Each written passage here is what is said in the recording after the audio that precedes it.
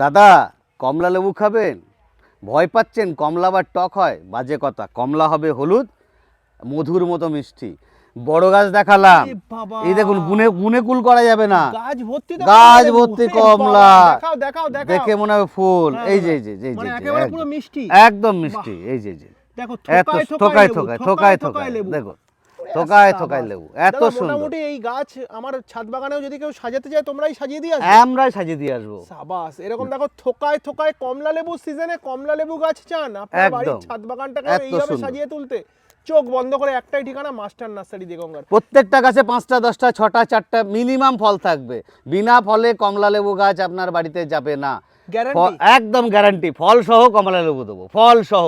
ফল সহ কমলা লেবু গাছ যারা কিনতে চাও একটাই ঠিকানা, দেগঙ্গার মাস্টার নার্সারি। জাত দেখে গাছ নিয়ে যান। এবার এই পাশে আসো ভাই, এই পাশে এসে একটু দেখাই তোমাদেরকে, চট করে আসো। এই